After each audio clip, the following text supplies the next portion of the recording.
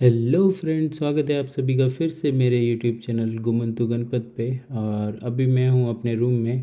तो जैसा कि आप देख सकते हैं, मैंने बैग वगैरह पैक कर लिए हैं। अभी रात के 10 बज रहे हैं और मैं रेडी हुआ हूँ इंटीग्रेशन वीक के लिए। सो बेसिकली हमारे कॉलेज ने जैसे कि हमने नए लोग जो एडमिशन लेके अभी आए हैं उनके लिए एक ट्रिप प्लान किया है, ताकि कॉलेज स्टार्ट होने से पहले थोड़ा बहुत मौज मस्ती हो जाए और साथ में नए दोस्त बना सके। तो अभी हम लोग जा रहे हैं पेरिस से 500 किलोमीटर दूर, वो भी एक ओवरनाइट बस के थ्रू।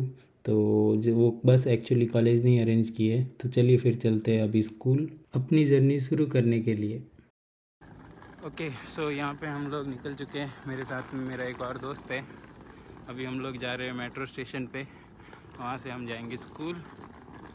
पहली बार रात के 10 बजे पेरिस में सड़कों पे निकले हैं हम लोग। ऑलमोस्ट सब लोगों ने कार पार्किंग कर रखी है, ज़्यादा कुछ तो है नहीं यहाँ पे वैसे। तो फिर मिलते हैं मेट्रो स्टेशन के अंदर। तो हमारे घर के पास में जो मेट्रो स्टेशन है वो हमारे घर से ज़्यादा दूर वैसे है नहीं।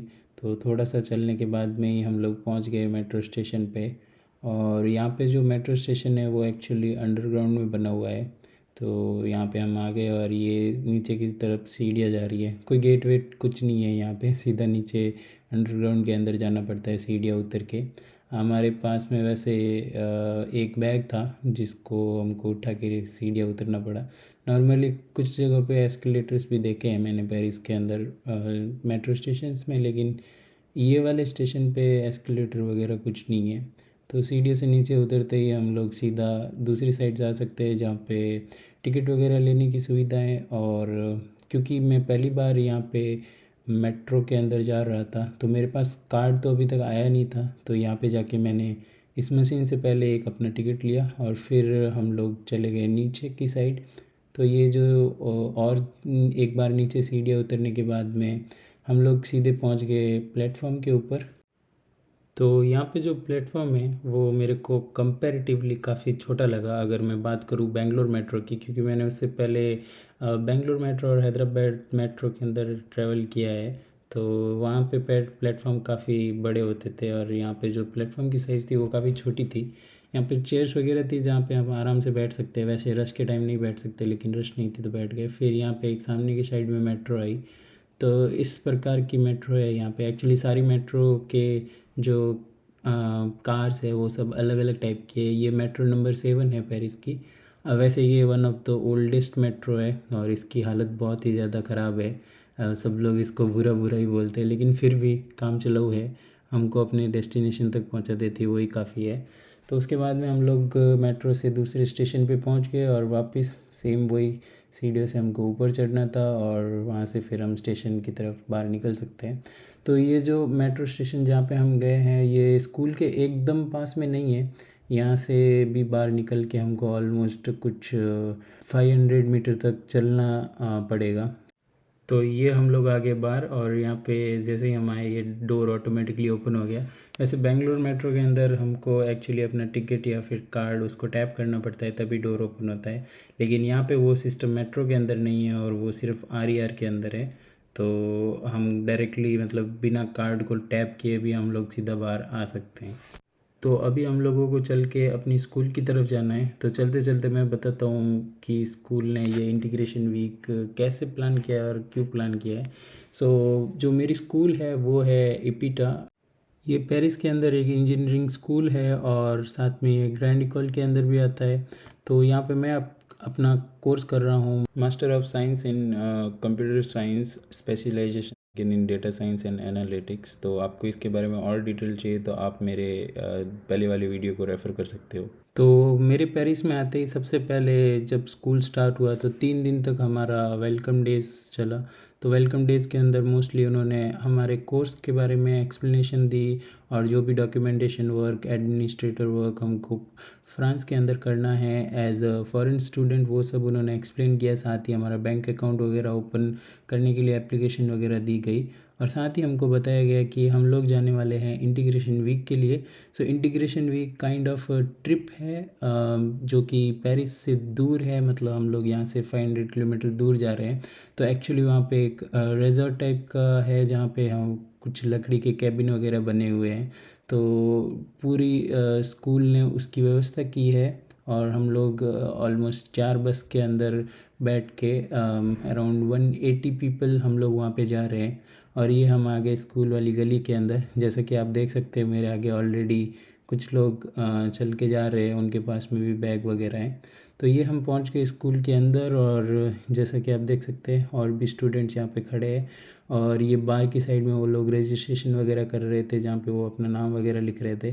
साथ ही इन्होंने हमारे ग्रुप्स को डिफरेंट डिफरेंट टीम्स के अंदर डिवाइड किया था। सो मैं एक्चुअली ऑरेंज टीम का मेंबर था, तो उन्होंने हमको टी शर्ट्स दिए उसके लिए। और फिर हम लोग इंतज़ार करने लग गए क्योंकि उन्होंने हमको ऑलमोस्ट 10 बजे बुलाया था, लेकिन जो निकलने का टाइम था वो अराउंड 1 बजे था, क्योंकि बहुत सारे लोग थे और अगर कोई लेट हो जाता तो प्रॉब्लम हो जाती, तो इसलिए उन्होंने थोड़ा जल्दी बुलाया था।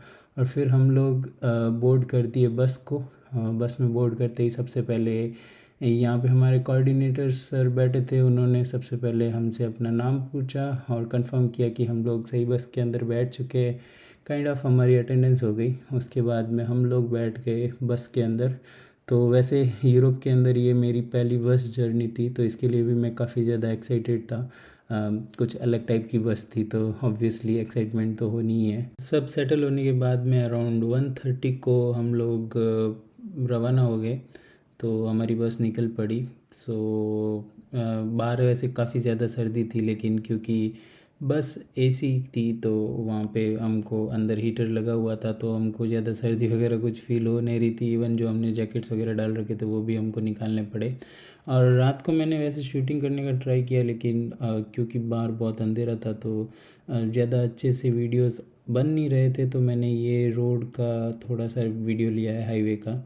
क्योंकि काफ़ी ज़्यादा डार्क आ रहे थे वीडियो, तो मैंने ज़्यादा वीडियो बनाया नहीं रोड का। लेकिन फिर हम लोग उसके बाद में जब रात को ब्रेक के लिए रुके तो हम लोग एक रेस्ट स्टॉप पे पहुँचे। तो यहाँ पे एक्चुअली यूरोप के अंदर जो पेट्रोल बंक्स होते हैं उनके साथ में ही सुपरमार्केट्स वगैरह होते हैं, जहाँ पे एक्चुअली रात को ट्रक ड्राइवर वगैरह आके सो भी सकते हैं। तो वहीं पे हम लोग गए और वहाँ पे हमारा एक ब्रेक हुआ। सो नॉर्मली हमने देखा है इंडिया के अंदर कि जब कैसे बस का ब्रेक होता है तो 10 मिनट का होता है, लेकिन यहाँ पे जो ब्रेक था वो ऑलमोस्ट 30 मिनट का था। पहली बार तो सुन के मैं भी एकदम से शॉक हो गया, लेकिन ठीक है फिर, क्योंकि बहुत सारे स्टूडेंट्स थे और इवन चारों के चारों बस ने एक साथ स्टॉप लिया था, तो ऑब्वियसली ज़्यादा टाइम तो लगना ही था, तो 30 मिनट इज़ वैलिड।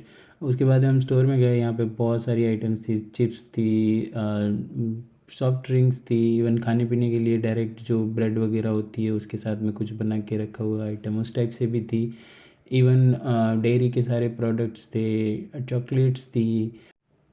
वैसे ये जो स्टॉप था वो भी एक काफ़ी इंटरेस्टिंग जगह पे था। मेरे को नहीं पता कितने लोगों को पता है, लेकिन अगर आप जानते हैं तो फ्रांस में एक जगह है लुमांस करके, और वो फेमस है अपनी 24 आवर्स रेस के लिए, जहाँ पे 24 आवर्स तक लगातार ड्राइवर्स अपनी कार को भगाते हैं, रेस करते हैं। और काफ़ी इंटरेस्टिंग जगह है, इसके बहुत सारे साइंस वगैरह आप देख सकते हैं। वहाँ पे रेस का फ्लैग वगैरह था, इवन फ़ोटोज़ वगैरह भी थे। और वहाँ पे कुछ मर्चेंडाइज़ वगैरह भी पीछे के साइड में रखी हुई थी। तो ये जो जगह है एक्चुअली इस रेस के लिए काफ़ी ज़्यादा फेमस है, पूरे वर्ल्ड में फेमस है। अगर आपने एक मूवी जिसका नाम है फोर्ड वर्सेस फरारी वो देखी होगी, तो उस पर्टिकुलर मूवी का जो पूरा कॉन्सेप्ट है वो इसी रेस पे बेस्ड है। और वो एक्चुअली में 1960s के अंदर इस प्रकार की एक रेस हुई थी इसी जगह पे। सो जो हमने मूवी के अंदर देखा वो एक्चुअली इस जगह पे रियल में 1960s के अंदर वो चीज़ हुई थी। तो मैं काफ़ी ज़्यादा एक्साइटेड था इस जगह के बारे में। मेरे को इस जगह के बारे में पहले से ही पता था, हिस्ट्री की हिस्ट्री पता थी। और जब मैं यहाँ पे इवन 30 मिनट्स के ब्रेक के लिए भी रुका तो मेरे को काफ़ी ज़्यादा अच्छा फील हो रहा था। इवन मेरा ये ड्रीम है कि मैं कभी फ्यूचर में जाके वो जो रेस है उसको मैं कभी अटेंड करूँ। अगर मेरे को मौका मिला और अगर टाइम ने अलाउ किया तो मैं ज़रूर वहाँ पे जाऊँगा इस रेस को देखने के लिए। तो इसके बाद में हम लोग वापस बाहर आ गए और ज़्यादा कुछ करने को था नहीं, क्योंकि या तो आप खाना खा सकते थे या तो वॉशरूम जा सकते थे। उसके अलावा और बाहर खड़े रहे तो बहुत ज़्यादा सर्दी थी, ऑलमोस्ट लाइक 10 डिग्री से नीचे ही टेम्परेचर था और इवन हवा भी चल रही थी। तो इट्स बेटर कि हम लोग वापस बस के अंदर चले जाएं। यहाँ पे आप देख सकते हैं ये बसें खड़ी थी, सब हमारे स्कूल की बसें थी, ऑलमोस्ट 4 बस थी। मेरी बस थी वो एकदम दूसरी साइड पे खड़ी थी। तो फिर मैं वापस चला गया अपनी बस की तरफ। और ये भी काफ़ी इंटरेस्टिंग है कि हमको वापस बस के अंदर चढ़ने के लिए जो दरवाज़ा होता है वो ऐसे नीचे से ऐसे बना हुआ होता है। तो इंडिया के अंदर ऐसे दरवाजे नहीं होते, पर ये वाली बस के अंदर ऐसे दरवाज़ा था जो हम नीचे से ऐसे अंदर जा सकते थे।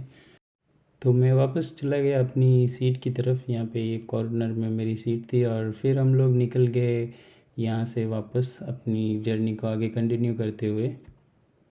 तो इस वीडियो को मैं यहीं पे ख़त्म करता हूँ, क्योंकि जो आगे दिन वाले जो वीडियोज़ है उसका कंटेंट यहाँ पे फिट नहीं होगा, और फिर मेरे को डे 1 का अलग वीडियो, डे 2 का अलग वीडियो और वापस आने का अलग वीडियो बनाना है। Thank you so much for watching. अगर ये वीडियो आपको पसंद आया तो इसको लाइक कीजिए। मिलते हैं आपसे अगले वीडियो में, तब तक के लिए टेक केयर, बाय बाय।